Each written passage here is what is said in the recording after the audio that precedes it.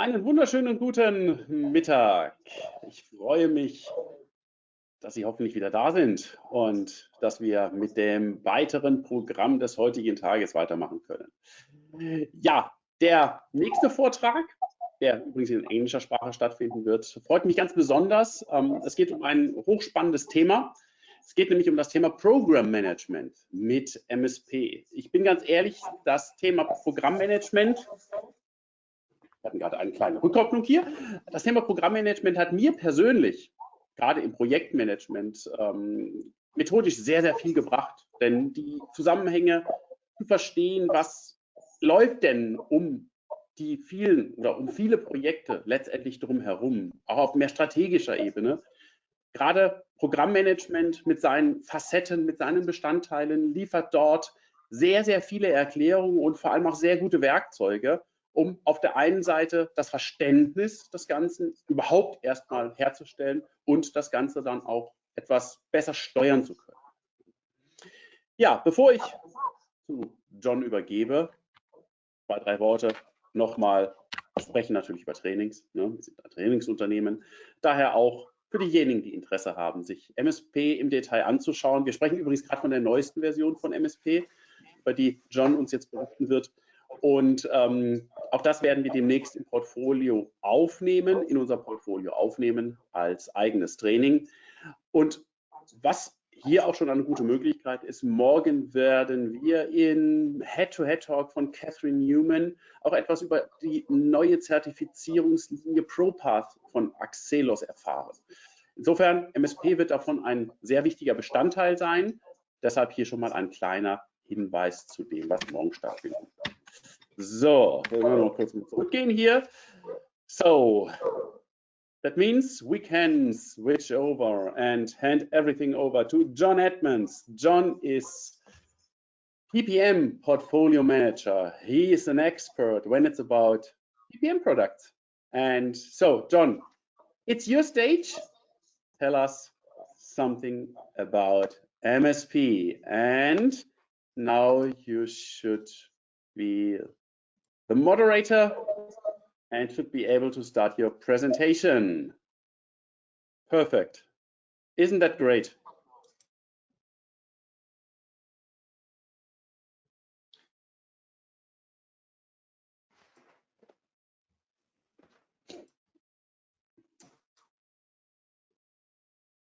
Good, welcome everyone, and welcome to this overview of the 5th edition of MSP. Hopefully you can see the slide now. So let me first of all introduce myself.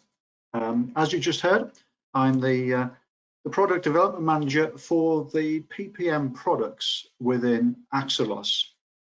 In my career, I've worked as a project and a program manager for a number of years, and I have trained and consulted in Prince2, MSP, and a whole range of other related products before joining Axelos a few years ago to head up the development of our PPM products, which, as you've also heard, have been recently rebranded as ProPath.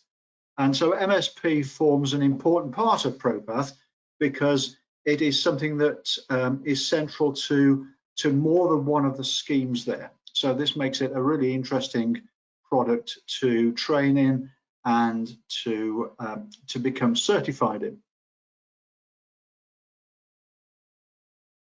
Let me just tell you what we're going to be looking at in this session. I'm going to talk a little bit about what programs are and why that's important as we have developed this new 5th edition of MSP. I'll talk then more details about why we have done that, a little bit about the research that went into it, and then I want to talk us through the overview of the contents of MSP, particularly the 3 main parts of the guidance, the 3 lenses, the principles, the themes, and the processes. And I will also address some of the major parts of the previous edition and how we've addressed that in this new version. And finally, a word about the certification scheme, the exams that go with MSP as well.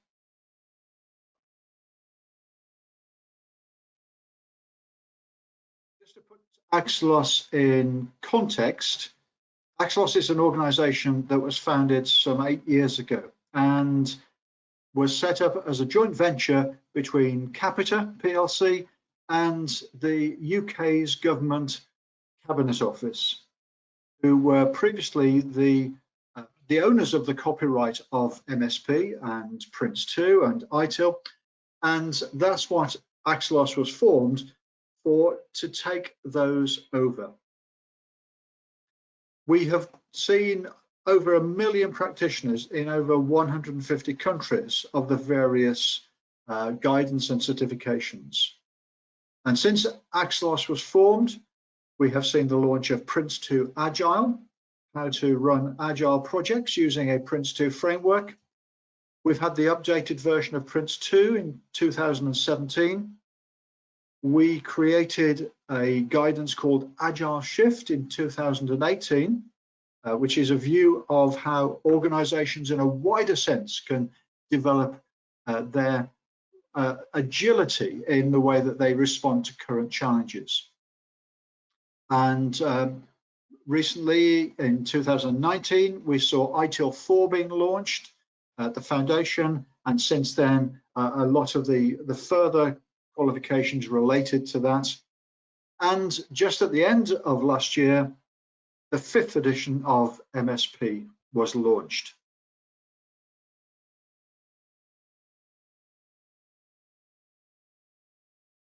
What do we mean by a program? Let's talk about programs first of all.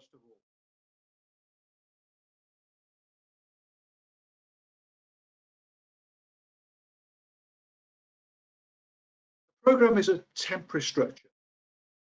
It's closely linked to business as usual operations, but it in itself is temporary.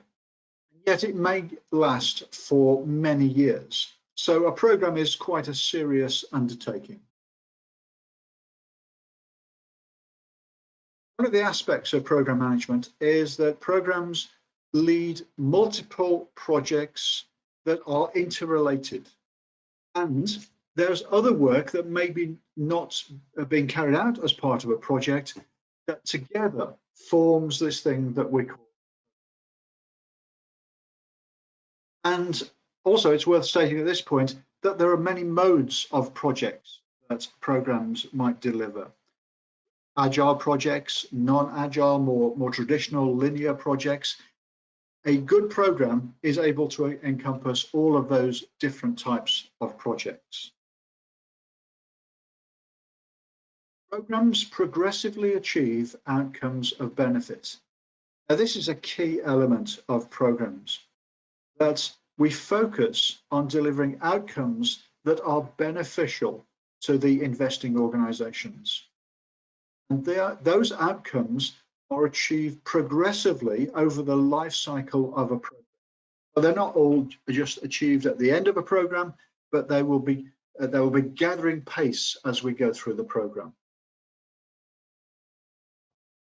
And programs typically involve one or more organizations. And this, of course, leads us to having multiple stakeholders, and these need to be addressed. But programs, more and more these days, are not limited to the boundaries of one organization. So they cross those boundaries, and we have to recognize that that brings challenges, that brings the need for greater coordination, leadership, and management.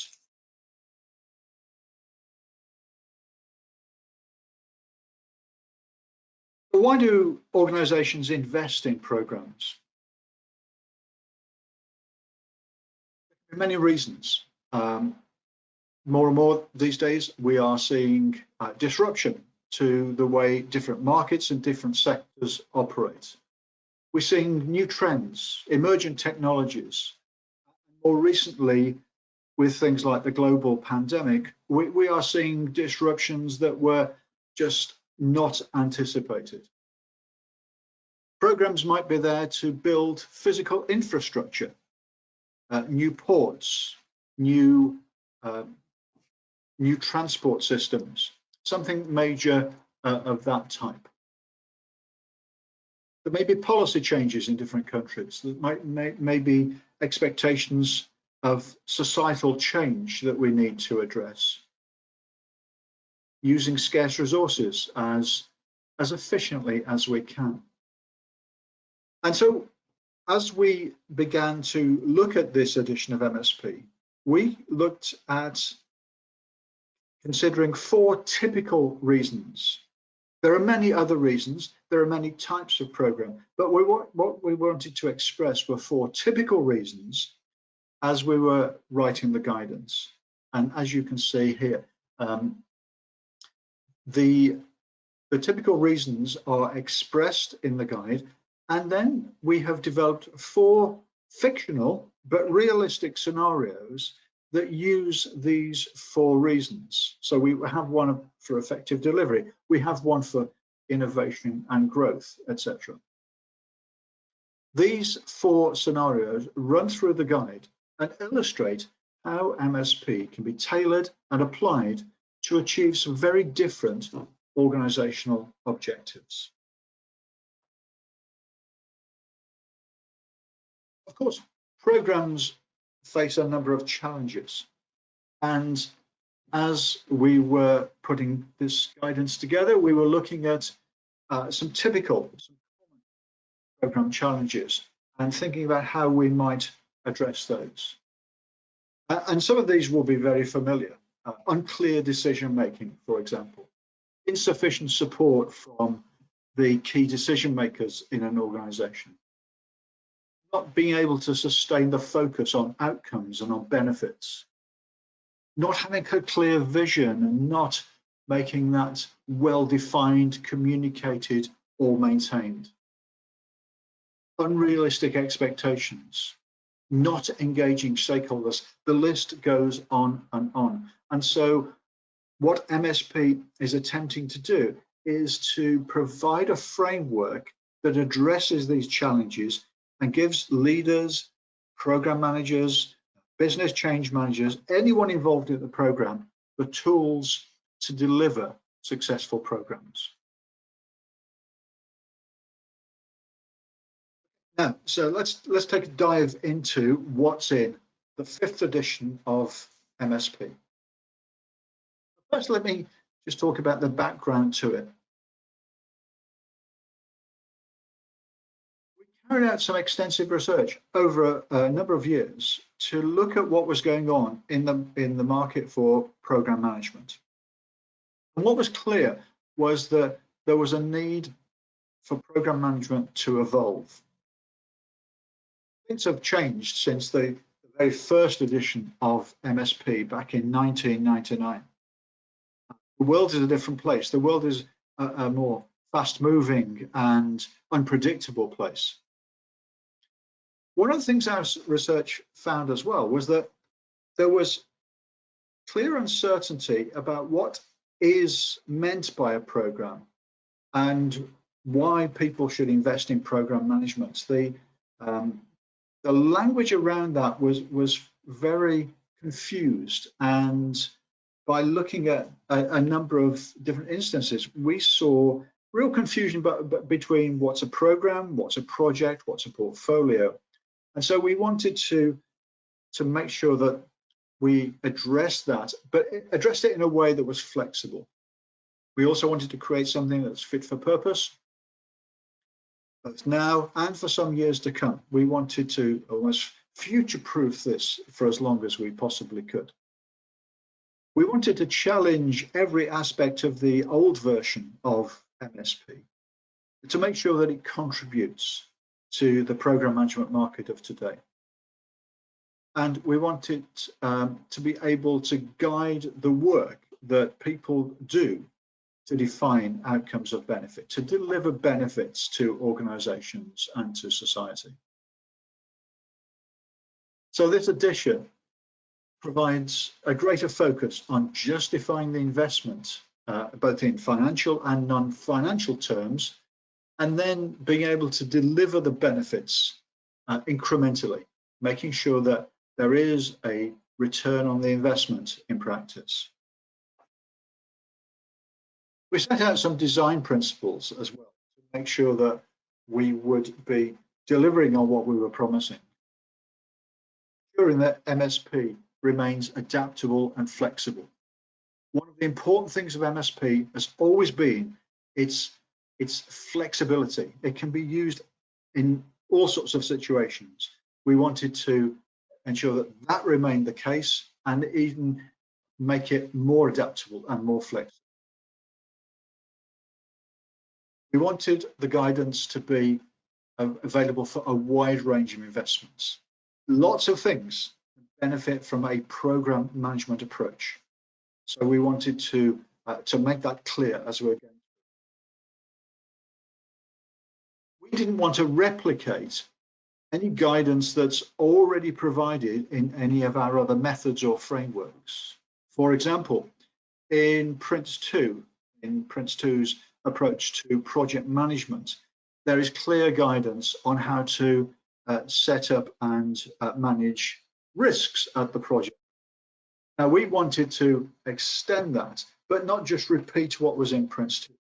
So our approach to talking about risk management in MSP builds on that, but gives a wider perspective. We wanted to emphasize the incremental nature of a program. Because programs last for many years, they are not just one big piece of work. We wanted to show that the delivery of benefits, of outcomes, the building of the desired future state is done in a cyclical way. We will be talking about a life cycle that goes round a cycle a number of times as we move towards our end goal. And we wanted to enable program teams to recognize the variety of different ways that outputs can be delivered. Projects, as I said, of an agile nature, of a more linear nature, of hybrid approaches, of non-project work, to give a range of things. We're not just tying this down to a single.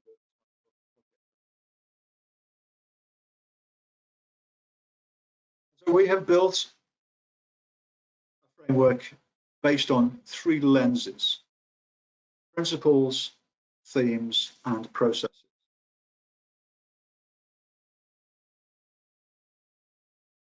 MSP is a principles-based framework.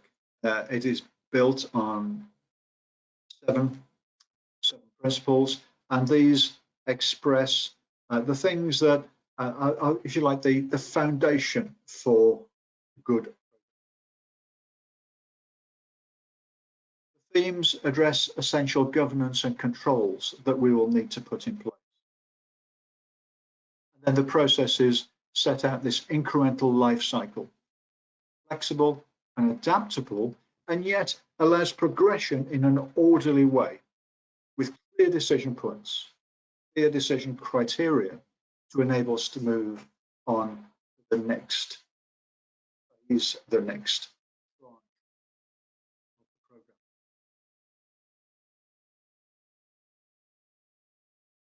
And so the MSP framework is nicely expressed in this one single diagram. Principles around the outside. The next layer down are the themes. And then in the center, we have processes that make up the program lifecycle. And what's really important to stress here is that the principles and the themes and the processes have an interconnected relationship with each other. It's not a case of just one principle being related to one theme. For example, all themes are related to all principles and are all worked out through the life cycle in the center. So let's have a look at some in a little more detail. Let's start with the principles. What we mean by principle is something that's universal.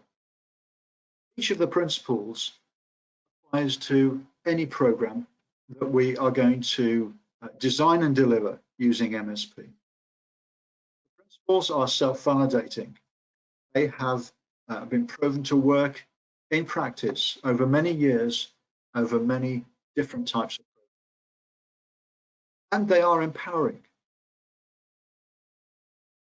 By putting the principles into practice, each person involved in the program is empowered to do their job to a higher degree. It gives them that understanding of what is really important in a program.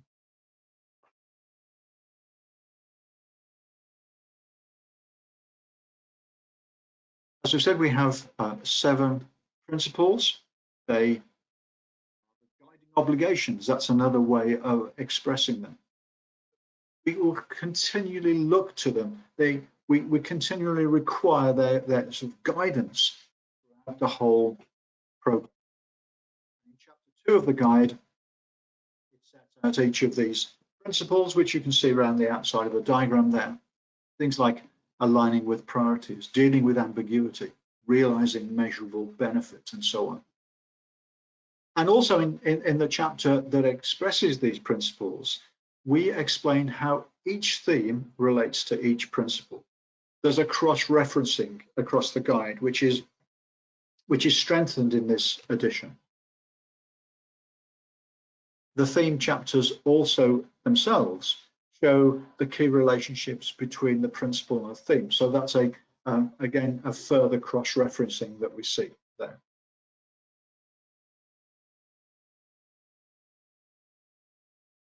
The 7 themes covered in chapters 4 to 10 are essential aspects of the governance of control. And they cover the topics that you can see here in blue: organization, design, structure, knowledge, justification, assurance. All different aspects of program management that we will be continually using throughout the program. So in a typical theme chapter, you will see the purpose of the theme expressed. You will see the key requirements necessary to address implement the principles. And then you'll see some key ideas and information that we need to support the theme. And then for each theme, we will talk about the key roles across the program. Now, the key roles are first of all addressed in the organization chapter.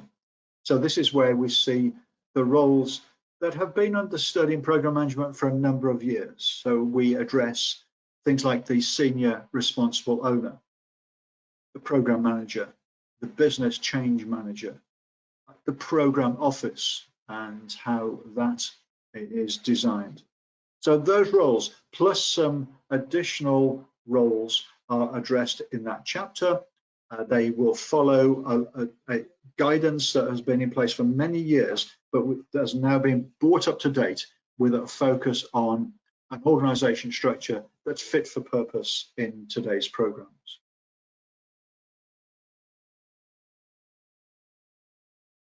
The processes. Processes make up a life cycle that is both incremental and cyclical. Programs are designed to deliver outcomes of benefit to stakeholders throughout the life of the program. But as we've said, programs last for many years, and so new information becomes available. Situations change. External factors require that we change the shape of a program to adjust to a new environment, to new challenges. And so, therefore, we have this cycle of processes. And let me just say something about the way that that is drawn. You'll see on the left-hand side, there's a process called identify the program. This will tend to be a process that we use once to move us into the program lifecycle. And then you see the 5 processes that go in that circle: design the outcomes, plan progressive delivery, deliver the capabilities, embed the outcomes, evaluate new information. And that takes us round a circle that we are likely to follow for each major tranche of the program, taking us around those for each time we're going through a major piece of work. So those are repeated as many times as is required. There's a final process called close the program, which we will use once to bring the program to an orderly and neat conclusion.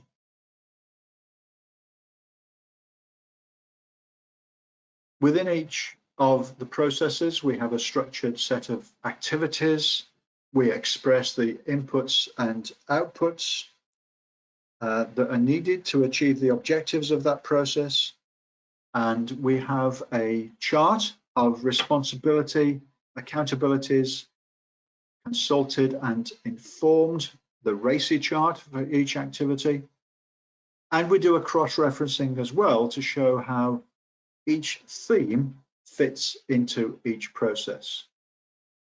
So that goes back to that idea of the interdependency and the interconnectedness of MSP across the entire program. So the themes are both connected to here, the processes, and as we've said earlier, the principles. And we have that relationship going on. So all of them all fit together.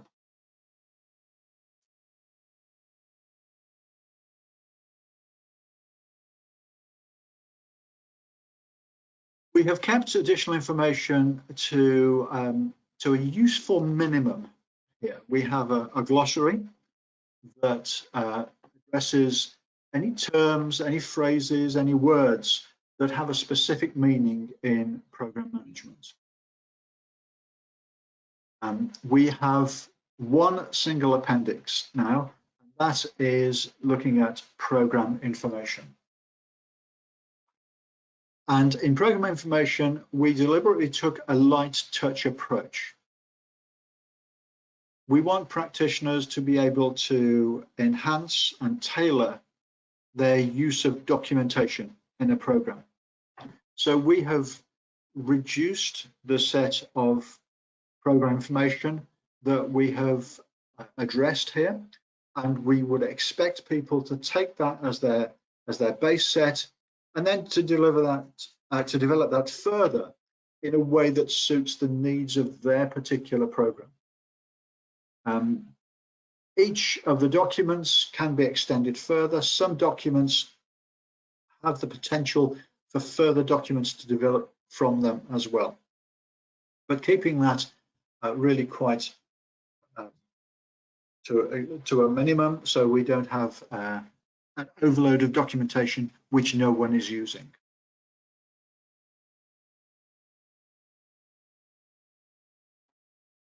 Just looking backwards for a moment, we wanted to just say something here about the previous edition, the 4th edition of Managing Successful Programs, which is dated, as you can see from this image, from 2011. There were some key elements in that edition that anyone who knows that would know that these are really important parts. And we wanted to make sure that we address those, and we have done that by bringing a number of those things forward. So vision is expressed in the new one, as is the whole approach to benefits and benefits management, and of course risks. The organization and the roles contained in that chapter have been brought forward and have been updated, as I have mentioned. we have made a significant change to the business change manager role, in that we have made it clear how to better use that role than was expressed before, and that the guidance there is a lot stronger and raises the profile of the business change manager role in a way that is very necessary in order that organizations can embed the outcomes and turn them into benefits. We've looked deeper into the business case, and we've talked about the theme of justification, and we've expressed that in wider ways than was done before. We have renamed what was called the blueprint in the previous edition. It's now called the target operating model. And what we've done here is we've brought together the target operating model, the vision, the benefits, and the risks as 4 key elements of good program management design. And in fact, we have brought those together in a single place that expresses how these things are related and should be seen as a set of things. So we're not addressing benefits on their own and then risks somewhere else and then vision on its own. We're bringing them together in the design chapter, which then talks about how these things are all interconnected and need to be seen as such. Stakeholder engagement is something else that's been brought forward and addressed, and the program lifecycle, previously called the transformational flow, has now been updated as well.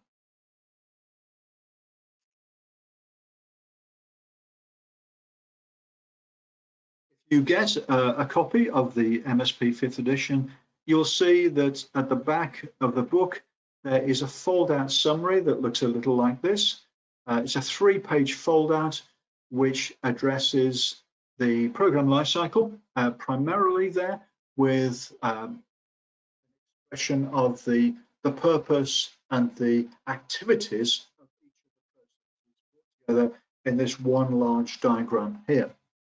And we also then give a summary of the principles, the themes, and some of the key roles. And a lot of delegates on courses have found this particularly useful to be able to have one place to go to get the big picture of what we are looking to do in MSP.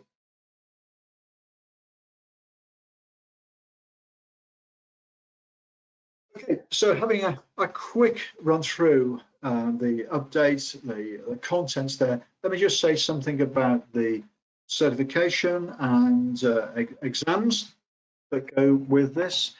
They have also been updated. So the exams, which are at 2 levels, foundation level and practitioner level, they have been updated to reflect the 5th edition guidance. So the whole certification scheme is made up of the book itself, of guidance, of the training that would need to accompany this, and the 2 examinations, foundation and practitioner.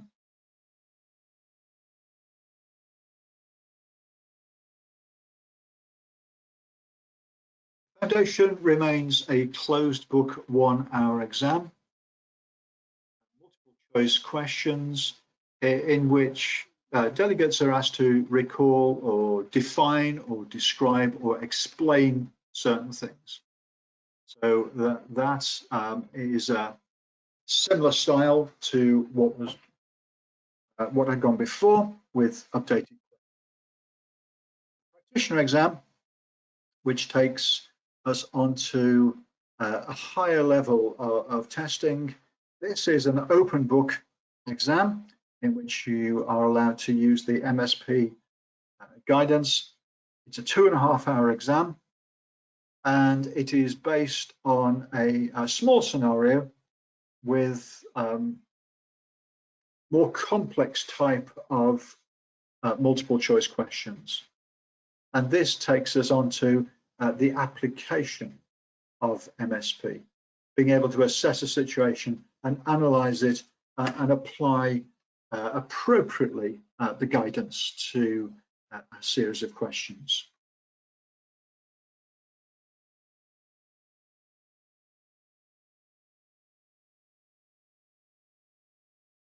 So to conclude, overall, we have a guide,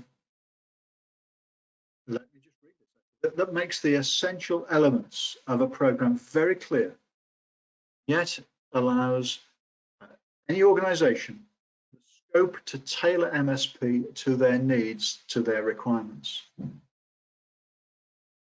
believe that this gives the guidance renewed relevance in a fast-changing world, where the ability to reliably deliver complex change has become a vital organizational capability. So thank you very much for listening to that. Thank you. I'm back. Thank you. Side. We need to wait until my camera starts. So, John, thank you very much. We were talking about what I think about MSP when before we started. I think MSP is a wonderful set of tools, wonderful framework when it's about what you already said, when it's about disruptive situations in which we are at the moment very often. So we need to talk about change. This is change management, and we need good tools. We need good methodology to do this change. And I think MSP is one of the best elements that support you with that. In many situations, I need to turn off my loudspeakers. In many situations, people think project management is the answer. To use, let's say, Prince2 for project management, and Prince2 has many interesting ideas that finally lead to what we want to reach with programming, that we want to reach benefits, but there's much more after the project, before the project, around the project. And therefore, an approach like MSP is important. For me personally, it was one of the best insights into the world around project management when I first looked at MSP. It's 10 years ago. I was one of the candidates that had to do even 3 certifications to even become a trainer. We were talking about this interesting format of the advanced practitioner, having handwritten exams, and this was quite an interesting thing, let's say. So I'm happy that today this type of exam was skipped, and especially I'm happy that the new practitioner exam is a traditional multiple choice exam now. And for me as a trainer, I don't need to explain anymore how to solve types of questions as we had before. So thanks for that. Okay, we have no questions in here. So that means everything is clear, is fine. The only thing I can say, take a look into MSP. Do a training in MSP and you will see projects and the area of change in a different view. That, I think, it's the best way to conclude at the end. Thank you once again, John. Yep. And now let me just switch over to German again and let me talk about what's happening next. Okay, Dankeschön, John. What is next? Was haben wir als nächstes in unserem Stream? Hier übrigens nochmal kurz meine Werbung. Ah, da fehlt doch tatsächlich etwas. Sie können mich hören, Sie können mich sehen, aber meine Präsentation geht nicht. Da muss ich doch dem lieben John die Moderation wegnehmen und mir wiedergeben. So. Ja. Irgendwann kommt's? Ja. So, wie schon erwähnt, Trainings sind ja ein Basisbestandteil unserer Arbeit. MSP, wir sind aktuell an der Entwicklung der neuen Version, wird in den nächsten 6 bis 8 Wochen auch auf dem Markt bereitgestellt. Ich bin schon sehr gespannt drauf. Ein sehr lieber Kollege von mir arbeitet aktuell daran und wird ein fantastisches Format auch daraus entwickeln. Also jeder, der Interesse daran hat, bitte Kontakt mit uns aufnehmen. Das Thema ist extrem spannend, kann ich nur immer wieder Werbung dafür machen. Ja, weiter geht's im Programm. Muss ich nur an der richtigen Stelle klicken. Genau, im Programm geht es jetzt mit dem nächsten Vortrag weiter. Entweder ist das im Stream 2 das agile Ressourcenmanagement, das runde Quadrat, schöner Titel, oder in meinem Stream geht es mit Wolfgang Zoll weiter, Projektmanagement im öffentlichen Dienst.